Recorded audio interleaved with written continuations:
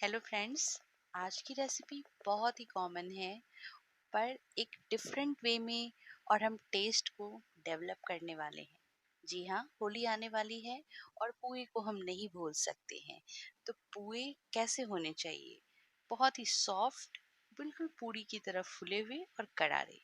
Kitchen expert corner पे आपका स्वागत है। Easy to cook with mummy. तो चलिए बनाते हैं।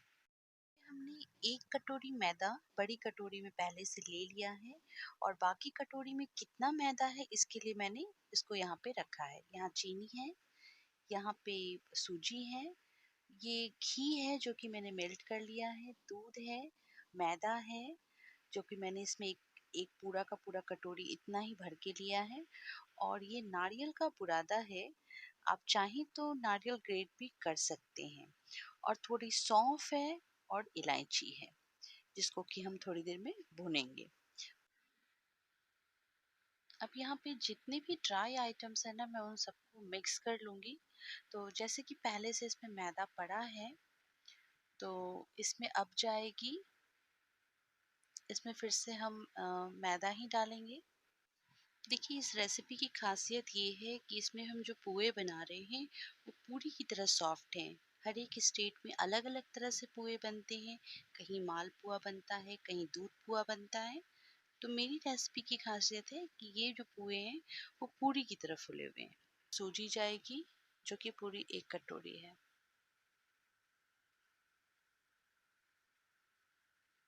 अब चीनी है जो कि देखिए मैंने पीसी नहीं है, बिल्कुल साबुत है, जैसे होनी चाहिए वैसी ही है।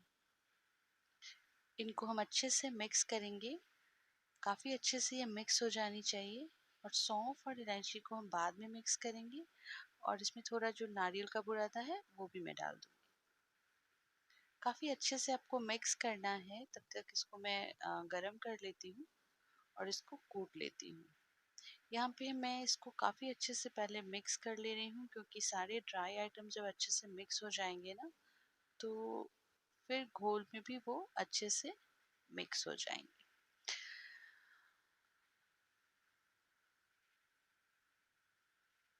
ये देखिए ये हो गए हैं अच्छे से।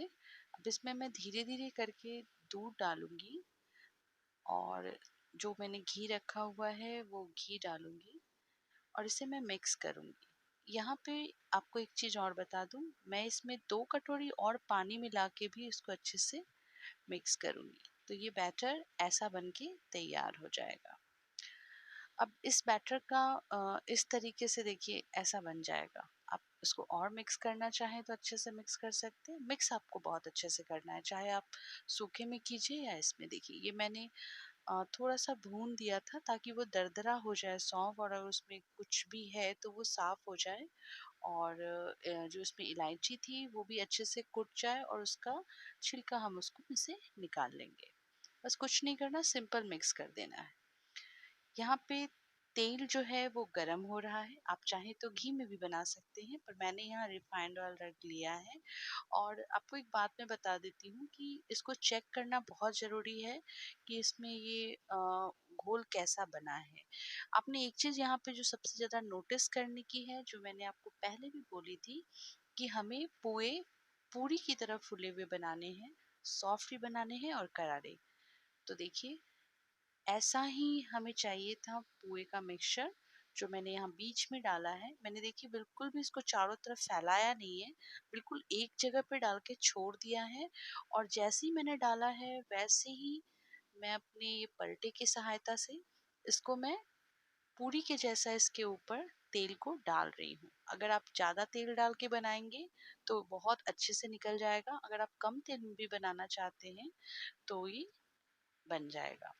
यहाँ पे देखिए ये मैंने इसको एक साइड से पहले उसको तेल डाला था, फिर पलट के उसको थोड़ा दबाया है और दबाने के बाद फिर से उस पे ऐसे तेल डाला है जिससे कि देखिए ये बिल्कुल फूल गया है। तो ये अंदर से सॉफ्ट हो गया, फूल गया। अब मुझे क्या करना है, इसको करारा करना है। करारा करने के लिए मैं इसको बिल्कुल हल्के पे सिम कर दूंगी और इसी तरीके से जैसे मैंने किया है वैसे ही करूंगी ताकि तेल में ये ज़्यादा या घी में ये ज़्यादा जले ना। तो मतलब इसको लगे भी और ये थोड़ा करारा भी होता जाए। देखिए ऐसा निकल के आ रहा है। ये अंदर से काफी सॉफ्ट है, आप चाहें तो स्पून से भी इसको तोड़ सकते हैं। ये देखिए थोड़ा सा और मैं करूंगी लाल, और ऐसे ही मैं जितनी और भी पुए हैं ना उनको भी मैं बना लूंगी। देखिए एक निकल गया। हाँ, इसमें एक जो सबसे मेन बात है, आप इसको दाबिए मत। आप जितना हो सके हल्का टेढ़ा करके सारा घी निकाल लीजिए इसमें से या तेल, लेकिन आप इसको दाबिएगा नहीं। दाबने से फिर ये अंदर से सॉफ्ट नहीं रहेंगे। ये देखिए मैंने दूसरा भी डाला और सेम मेथड से डाला, एक ही जगह डाला है, और फिर मैं इसको वैसे ही चला रही हूँ। बिल्कुल पूरी की तरह हमें इसके ऊपर तेल डालना है, और या तो बहुत ही डीप फ्राई करना है तो बहुत ज्यादा तेल में करना है। देखिए एक साइड से हो चुका है, अभी दूसरी साइड मैंने पलटा, और ये देखिए इसको थोड़ा दबा दबा के निकाला है। अब इस समय भी मैं इसके ऊपर तेल डालूंगी ताकि ये अच्छे से अंदर से भी फूल जाए। इसमें मुझे कोई भी दही नहीं डालनी, कोई भी सोडा नहीं डालना, कुछ भी नहीं करना। एक ये सिंपल मेथड है जिसके थ्रू ये यूं बन के निकल जाएगा। देखिए एक और मैंने डाला है और उसको मैं काफी नजदीक से आपको दिखा रही हूँ कि देखिए इसके साइड भी करारे हो रहे हैं, ये फूल भी रहा है और ये अंदर से सॉफ्ट भी है। ध्यान बस इतना रखना है कि हमारा जो घोल है, मिक्सचर है, वो गाढ़ा होना चाहिए। बस दो बातों का आपको और ध्यान रखना है कि तेल का टेम्परेचर मीडियम हाई होना चाहिए, और उसे आपको एक ही जगह पे डालना है, और धीरे धीरे उसको पूरी की तरह फुलाइए। देखिए ये बनकर तैयार हो गए हैं। तो इस होली आप इंजॉय कीजिए और मुझे ज़रूर कमेंट करके बताइए आपको कैसी लगी। किसी भी रस्से वाली सब्जी के साथ या ऐसे भी आप वो एक को लुफ्त उठा सकते हैं। हमारे चैनल पे आपको रस्से वाली सब्जी देखने को मिलेगी, जिसका लिंक ऊपर दिया हुआ है, और चैनल के लोगों पे आप प्रेस करके हमारे चैनल को सब्सक्राइब भी कर सकते हैं। तो friends, thanks for watching. Bye bye.